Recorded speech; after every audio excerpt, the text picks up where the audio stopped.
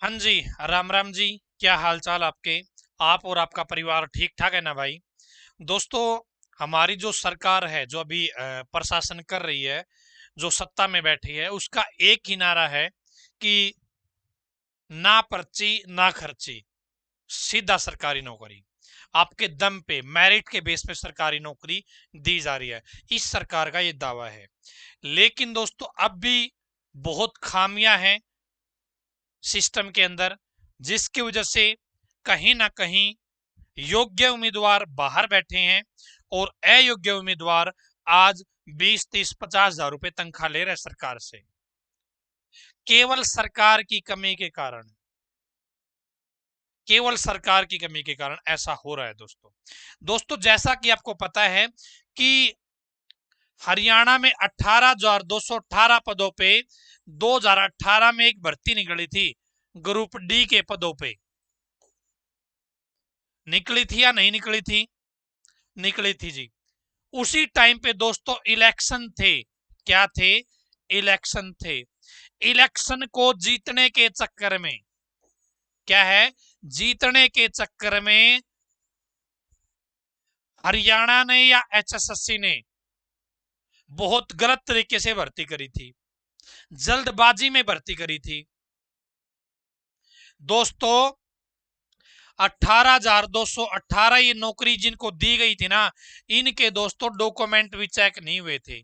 क्या है? डॉक्यूमेंट भी चेक नहीं हुए थे। जब डॉक्यूमेंट ही चेक नहीं हुए तो भर्ती सही कैसे हो गई?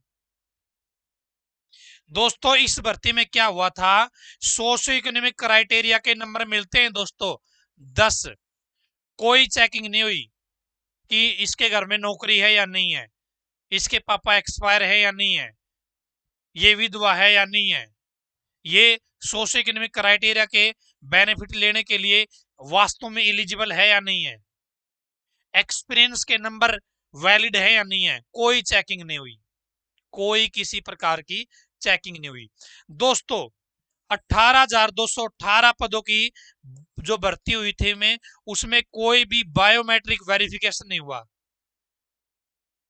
कोई फेस मैच नहीं हुआ दोस्तों। क्या है? कोई फेस मैच की प्रक्रिया नहीं अपनाई गई। तो बताओ भर्ती कैसे अच्छी हो गई, वो फेयर कैसे हो गई? अभी दोस्तों एक भर्ती, क्लर्क की भर्ती है दोस्तों, उसमें कितने पद हैं? 4900 या 4800 वैकेंसी है दोस्तों। उन पदों की दोबारा से डॉक्यूमेंट वेरिफिकेशन की प्रक्रिया चल रही है। 6,000 लोग अभी तक जा चुके होने चाहिए थे, जाने चाहिए थे, लेकिन अभी तक केवल 2900 लोग प्रेजेंट हुए हैं दोस्तों। कहां गड़बड़ है?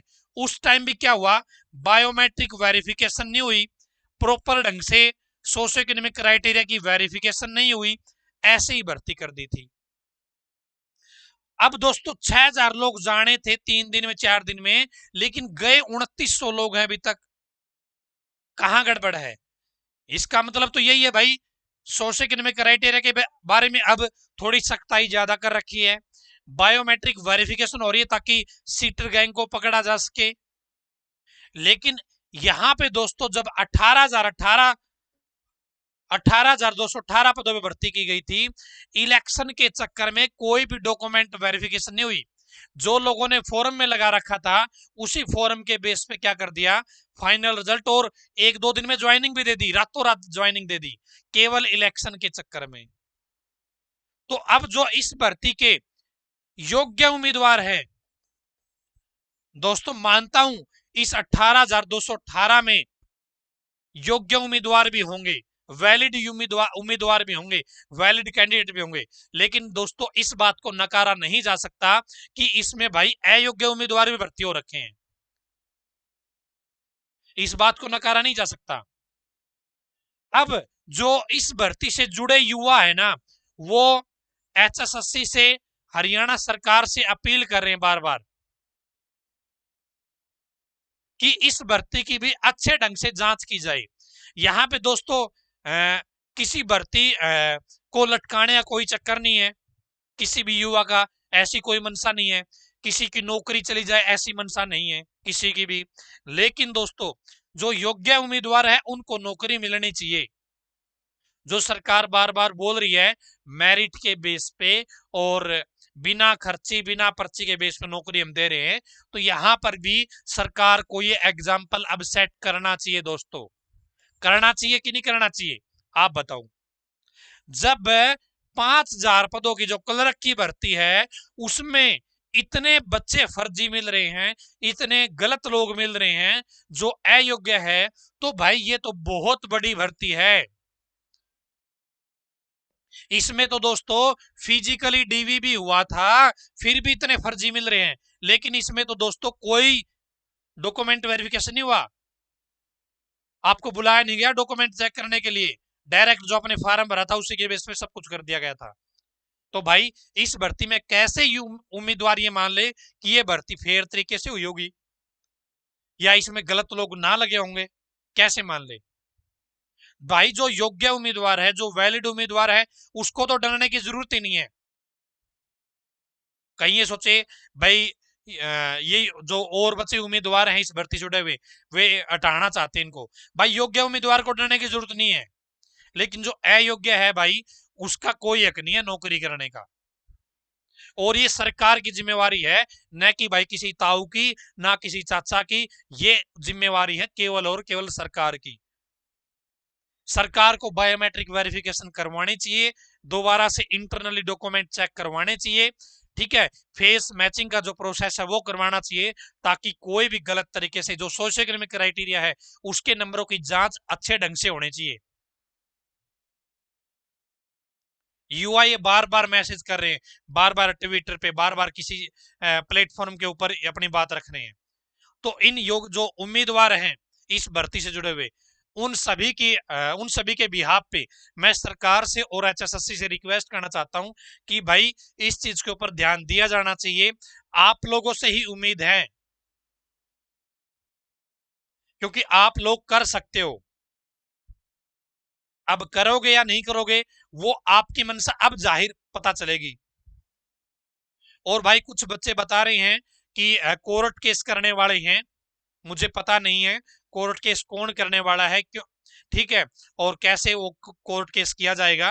तो यदि कोई मैसेज मेरे पास आएगा तो मैं टेलीग्राम ग्रुप में डाल दूंगा, ठीक है। अपना टेलीग्राम ग्रुप है, आप ज्वाइन कर लेना। वहां पे आपको कोई जानकारी आएगी कोर्ट केस, क्योंकि देखो कोर्ट की शरण लेनी चाहिए, कोर्ट की शरण लेनी चाहिए, अच्छी बात है। ये इन भर्ती वाले लोगों ने जो सोचा है भी कि कोर्ट में जाएंगे, ये अच्छी बात है। कोर्ट की शरण लोगे तो भाई कम से कम कोई कानून नहीं टूटेगा, और हम कानून के अंदर रहकर लीगल वे में ये जो लड़ाई है भाई योग्य उम्मीदवारी नौकरी ले, इसको आप जारी रख सकते हो। बाकी टेलीग्राम पे आ जाइए, लिंक वीडियो को डिस्क्रिप्शन में है। और आपकी थिंकिंग क्या कहती है, जब क्लर्क भर्ती में 5,000 की भर्ती में इतनी गड़बड़ी सामने आ रही है, तो 18,218 जिसमें फिजिकल डीवी भी नहीं हुआ था।